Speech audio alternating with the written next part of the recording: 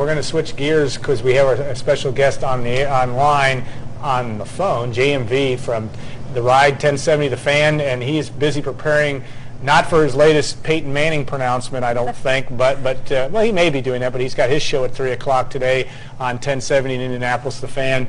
JMV, you there? I am here, buddy. How you doing, Alan? Well, I'm doing well, and Stacy joins us as well. We even have a graphic. I mean, when you go back, JMV, and watch the replay of the show, which I know will be the first thing you do tonight after you get off your shift, so to speak, you're gonna be impressed with this logo we have up there. I can't wait, man. I appreciate it, man. Nothing but the best coming from. I know, but you know, we talk about you had Danny Hope make the tour earlier this summer, and I know that Purdue is not your sole focus of your show, but you certainly pay attention to the Boilermakers.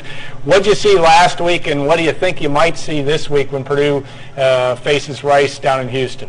You know, I saw a team last week, Alan, to be honest with you, that survived, and that's a tough game on the schedule. I mean, it's a tough game just because it says Middle Tennessee on the uniforms. That doesn't describe just how good that team was, and I'm not even going to say that Purdue was lucky to win that. They survived. They toughed it out, and they really took it down the stretch with scoring a touchdown, blocking an attempted field goal. That impressed me more than anything else. I mean, this is a team right now. I mean, you're surviving that game, and you're just trying to survive until, you know, Robert Marr maybe gets back, could add a little bit more of a passing presence as a quarterback, whatever that might be. And you wait for this defense to come around. And I heard you guys talking before I came on. Yeah, if you're talking about your corners being that good, let your playmakers fly around and try to make some plays. So I just thought that was a really good tune-up. And listen, do I think that they're going to win, 8-9 games? Absolutely not. But that was a really good win. And if they come away with one with Rice this weekend, that's another solid victory for them. So I wasn't overly disappointed at all. I think the only way you look at disappointment in that case is if they come away with a loss at home to Middle Tennessee. Yeah. You look also at the game with and the impact on Indianapolis, and that's obviously the market that you pay attention to more than any. But you look at fan interest, and Purdue has 42,000 in Week 1. Indiana has a big home game this week, but played Ball State in the Dome in front of about the same kind of crowd. Sitting in Indianapolis, how do you view? Are people at all interested in Purdue and Indiana football? Is it all Colts? Is it all waiting to Purdue and Indiana basketball? How do you view that?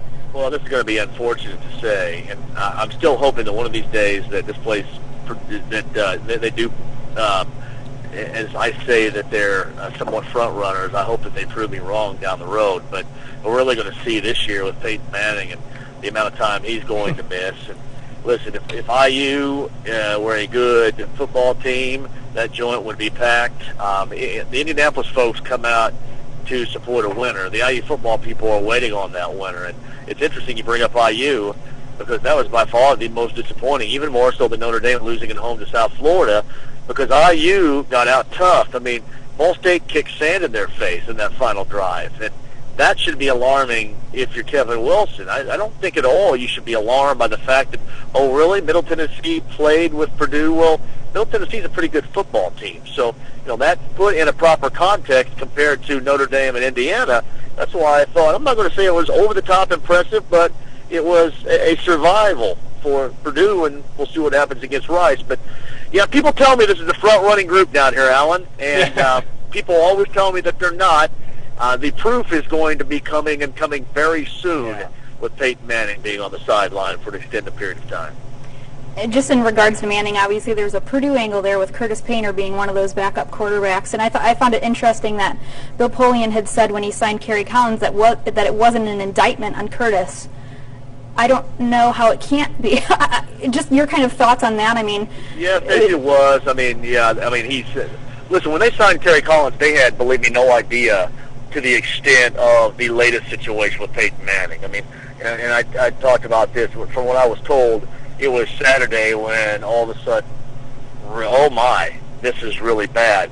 They had predictably and rightly so brought in Kerry Collins because that's exactly what you're talking about. They were not prepared to spend any time in the regular season hoping and praying that Curtis Painter would get it and all of a sudden be a guy more so capable of leading a football team than just carrying a clipboard and standing on the sideline with advisor. And believe me, I'm from Southern Indiana, and there's nobody that I'd love to see perform at a high level more and prove people wrong, but he has not been capable of doing so far. So that's, the reason they signed Kerry Collins was for that alone. It makes him look better now because I think that is the best option for a short-term or a long-term time without Peyton Manning. And when they signed him over 2 weeks ago, they had no idea that this Manning thing was going to evolve into the negative that it has with him being out for this period of time.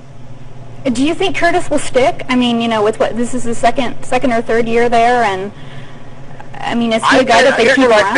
I think that it is precarious. There are two things here, and people ask me all the time, you think Peyton Manning is going to be on the IR sometime soon? And I'm not ready to say that. I mean, not at all. Not the way that the Colts operate. I mean, they want to keep this guy around for a variety of reasons. One is their hope that if they're in contention and he feels up to it in December, they're going to bring this guy back if he feels up to it and the doctors clear him, if they're in it still. Now, the other aspect of it is they don't want their fans starting to sell tickets and say, Peyton Manning's not here, the heck with this, I'm going to sell my tickets. So I wouldn't expect him to go on the IR very soon. Now, a couple of things play into this. Injuries will also play into it because right now, the roster spot that Manning will take up is not that big of a deal. If they would have a myriad of injuries to guys, that could become a big deal. That's going to bear watching. With Curtis Fainer, I think it all has to do with the health of Kerry Collins. This guy's 38. He is slow in the pocket. He can throw it, don't get me wrong, and produce, but he's slow in the pocket. He is slow with the release. This offensive line is not at all cohesive, and that's what worries me the absolute most. If he gets knocked around and dinged, believe me, during a game, they might go with Curtis, but the week of that, I guarantee you the speed dial is going to be for David Garrard. Now, I ask you a question. Do you ever get tired of talking about the Manning thing that's been going on? What a saga it's been. And, of course, that's the first question's rhetorical. But second question is this really a 4 or 5 win team without Peyton Manning, as some of the experts are talking about? I honestly look at their schedule, and this is what I say. I look at this team and that schedule, and I'm thinking, you better go 8-8. You better at least go 8-8. Yeah. And you can steal one and go 9-7. And listen, there is a hope here, and the hope is that the AFC South, as it looks right now, could be very familiar to what we know the NFC West to be, where you go 9-7 and you could win the division. You go 8-8, you could win the division. Because believe me, Kerry Collins right now is the second best quarterback in the AFC South. Matt Schaub's number 1, Kerry Collins, Matt Hasselbeck, and some dude named Luke McCown from Louisiana Tech. I mean, that's how it looks right now. So, listen, the only thing that I'd be worried about is we don't know. Yeah. There's nothing to go on. And believe me, I got worried last night when I watched two offenses just bum rush up and down the field and do whatever they want to, led by Breeze and Rodgers. But I don't have a basis of comparison for the Colts without Manning. I mean, I've never seen it other than preseason, and I don't know, I don't know what the reaction is going to be, but I can tell you this, from looking at that schedule, I will be disappointed if they don't go 8-8. I mean, at least finish 500 and go 8-8. I'll be disappointed because all that will tell us is, yep, you know what? Peyton Manning did make this team, and all these other guys with their Pro Bowl appearances and, star power and big-time contracts, all these guys don't matter. And I don't think they want to be tagged with that. Yeah, last question, and one of the things that if the city of Indianapolis has become a battleground between Purdue and Indiana, it has become a battleground in recruiting, mainly boys basketball, men's basketball recruiting. Gary Harris, the talk of the week, the talk of the moment. If you had one question, the number one question to Purdue fans, it's not whether Purdue's going to beat Rice tomorrow. It's whether Gary Harris is going to sign with Purdue in November. Not necessarily asking you to predict that, but what do you see in that battleground between Purdue and Indiana, and why is there so much talent in the city of Indianapolis in basketball these days? Well, I'm telling you, it's great. I mean, this and the surrounding area is great, and I, for one, it's funny.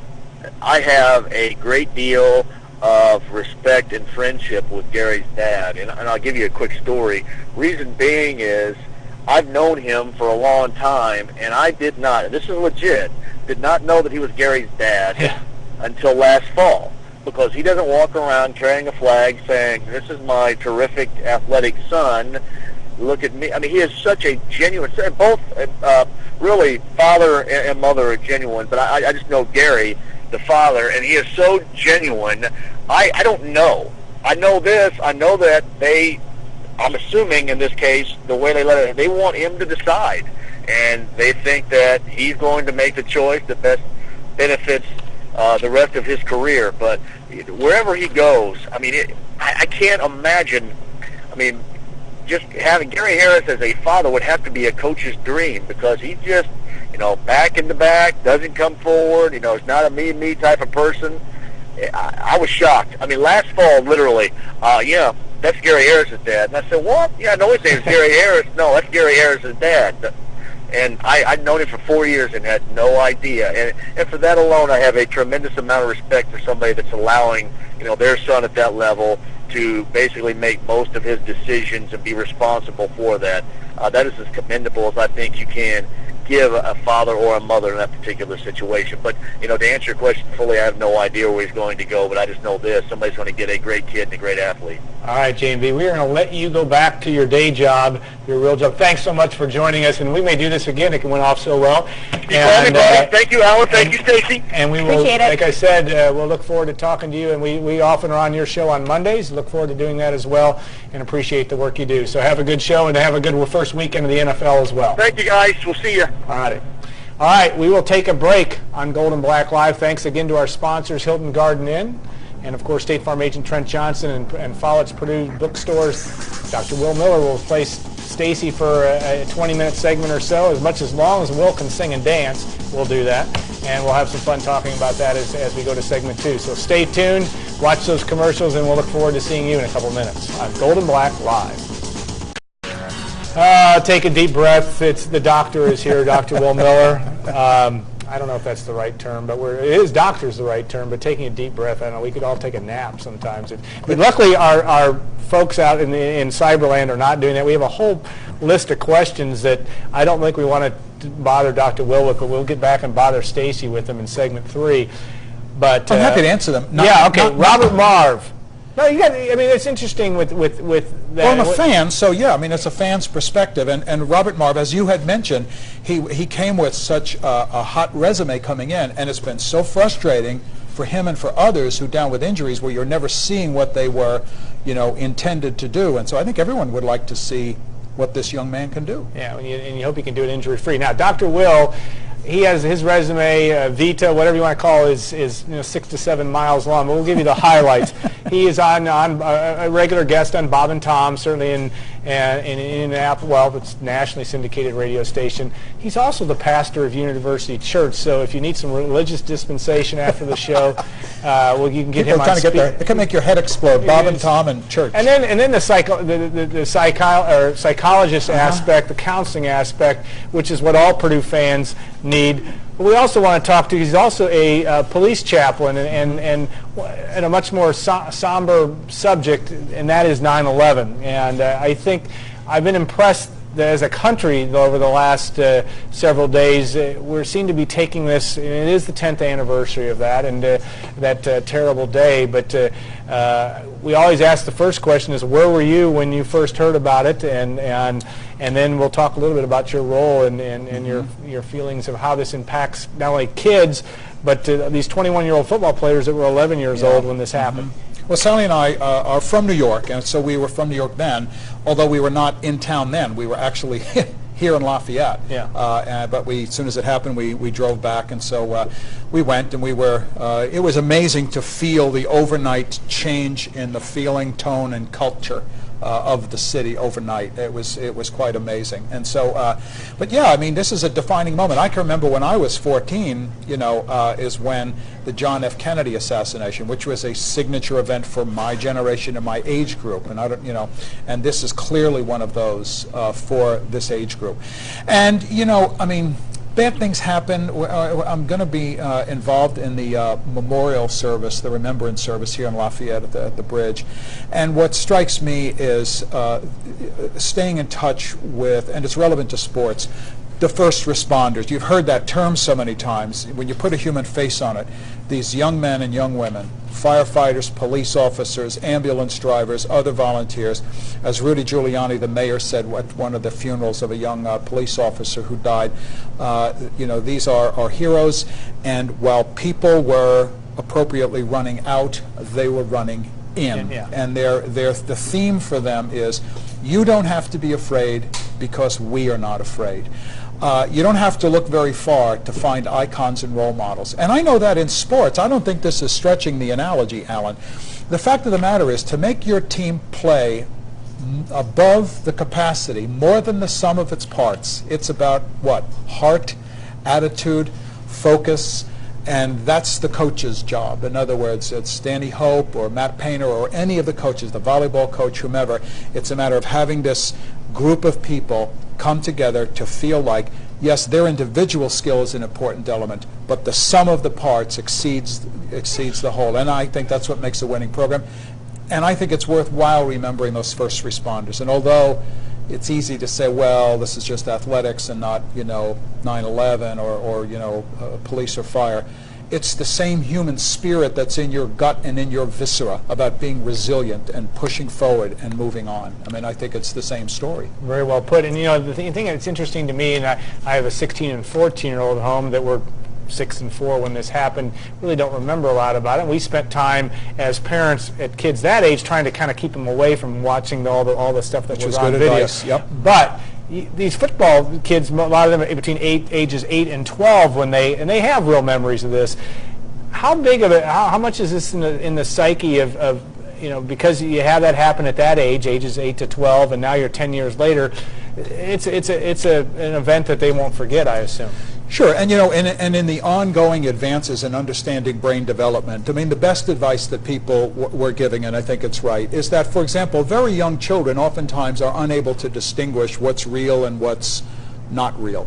And so to see all of the horrible images over and over was consequential differently for a 6-year-old versus a 10-year-old versus a 15-year-old. And so wherever that line is, I mean, I know there are some 10-year-olds who'd be the kids at Purdue now for whom that is a memory that rocked them, maybe a traumatic memory. In post-traumatic stress disorder, I'll just end with this, post-traumatic stress disorder, what the research shows is 1 out of 3 persons. In other words, if you have 3 people who experience the same terrible trauma, generally only one of them will experience the lingering effects of ongoing trauma. Everyone's traumatized, but not everyone has those lingering effects. So among the collection of your dozens and dozens of football players who may have been watching that, there certainly could be some for whom that's caused a real upset for them. When they see anything that reminds them of that, can be upsetting. Yeah, very, very upsetting day in a lot of ways. Now, Rob Branny asked a good question, actually for me,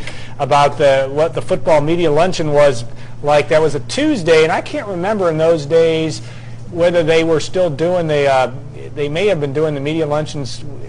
I think they canceled it on that day, as I know, and then we ended up having a press conference the next day to announce that Purdue, in fact, wasn't going to play Notre Dame that weekend because, as I recall, right as the event had happened on September 11th, there was still a pretty much of a feeling that we're going to go ahead and play football this weekend, but that all changed that afternoon, later in that day. I think even Joe Tiller might have said, I think it's probably the best thing to do is to go ahead and play, but then they quickly decided in time not to do that. But the JFK thing, there were some teams that did play the day after that event, but a lot of them postponed. I know Purdue and Indiana were set to play the next day and didn't play till the next week.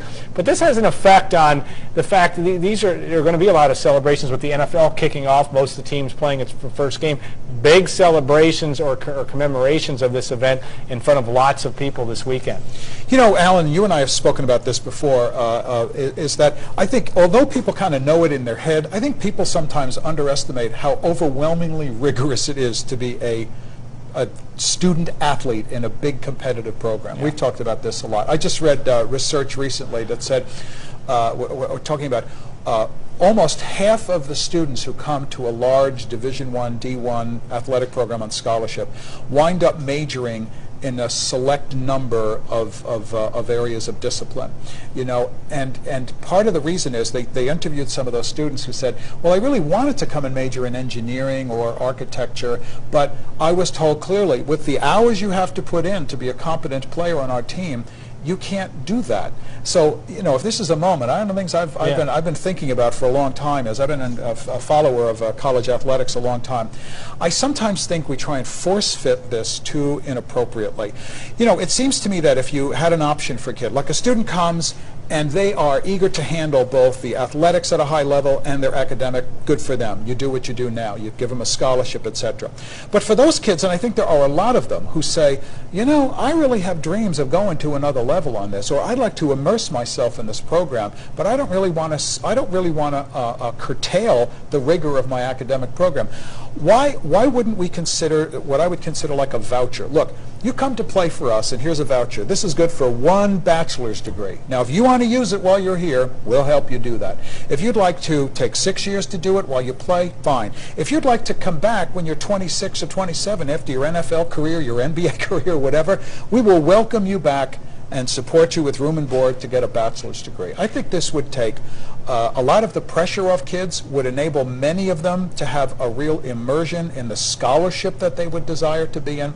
But by forcing it under this student athlete, it's not for everybody. In the 4 or 5 year window, I mean, it is amazing how much effort they have to put into, and I don't know how they physically do it. I mean, I think when you look at football and you look at all the sports at Purdue, just the pounding they take at practice and the time, and they've obviously limited now to 20 hours a week. Mm-hmm. But it is a very difficult thing mentally to be. I mean, you got to be into your studies and be very, very disciplined at an age where being at 18, 19, 20 years old, it's not always easy to be that disciplined. Think about the mentoring that could happen. You get a kid who comes in, he's a first class, a blue chip athlete. He plays for Purdue. He goes off into the NFL. He's been celebrated here. And then his career's done with an injury or just, ends at 30 and he comes back. Think of the influence he would have on the athletic program. Now, as a student, focusing on their academics to go to the next career, they're reinventing of themselves. There'll be a great influence in the school. That's my plan. Yeah. It's called the Will Miller Voucher Plan. I don't think it's going to be accepted, but I believe it should be. Well, I think we can give you a whole show just to take calls and questions, Exactly. because you're going to start. Is there any cash in this? Would there be any cash in that? Total consciousness, no cash. We always get one Caddyshack line in each show. We promise that for those of you out there that can take that stuff. Okay, now I want you to take a look at some of the body language. We've talked about Danny Hope, very different, very intense guy. Compare Danny Hope and Matt Painter, just from what their body language and you know them both and have been around them both without sharing any privileged information, but they're different. Right. They both approach the sport a certain way, but they're different. There are some differences between the two as well. Right. Well, if you think about, in other words, you think about the organism of your body and your energy and containing your energy when you're hyped up or ramped up. Generally, we talk about anxiety. In other words, and you can see someone who's an anxious person, they're kind of whipped up, or someone who kind of folds it in on themselves and they become more withdrawn. I think about, for example, I always thought it was remarkable that Joe Tiller was an example of the latter. He was very evidently composed on the. Now, I don't know how much churning was going on inside. We chewed a lot of those red ice. Yeah, exactly. But others from the outside, it was, right. And you see that modeled a lot in coaching athletics. The other type is the more hyper, and I think Danny's more sort of on that end of the equation, where the anxiety is pretty palpable. Lots of energy, lots of movement. He doesn't sit down much, I wouldn't say. I think Matt is probably still that way, but a little bit more composed. I mean, it's like Gene. I think about Gene Cady. I mean, Gene Cady would have his eruptions, but in between his eruptions, he's sitting there composed and still. I don't think of the word stillness when I think about Danny Hope. Yeah.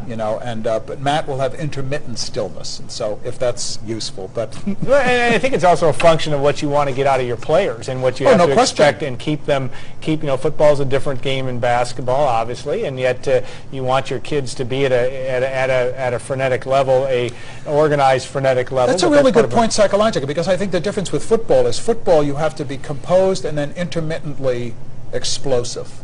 Basketball, I think you have to be under control a little bit more. I mean, the bursts of energy that come with an impact player are specific and limited, and it's more watching and court awareness, etc., to have your moment. Where football, it's just still and then boom, and I think it's a different kind of energy, and therefore would challenge a coach differently for how to get his players into it and up. If you watch, for example, our one of our Boiler heroes is Drew Brees. Always love when they depict him at the beginning of the game, the who dat, and he's whipping up the players and getting them all fired up. I think that's the end, and I think Danny Hope kind of conveys that. Yeah, Drew Brees last night and you know, takes New Orleans down to within a yard of making what a great comeback.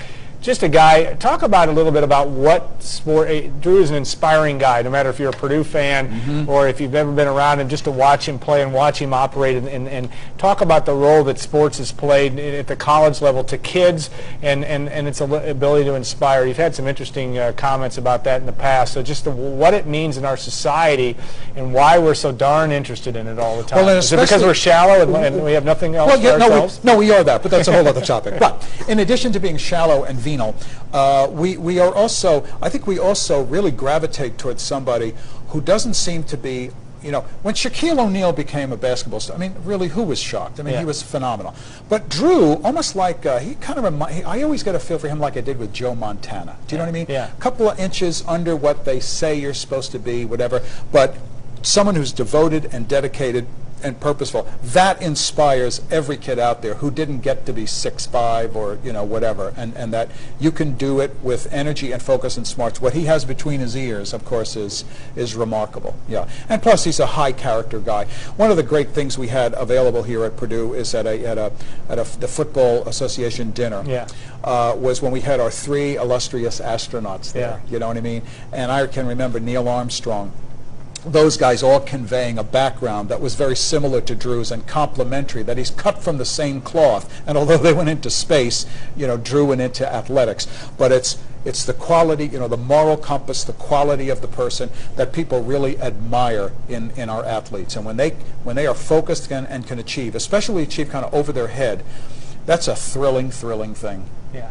All right, we're going to ask you to give a prediction on rice tomorrow. Not what you're cooking this evening, but the actual Owls from Houston. This is an important game for Purdue tomorrow. You bet. Well, I am going to, in honor of them, boil and burn some rice tonight. But I certainly think Purdue is going to prevail. I think they're really amped up to make a statement.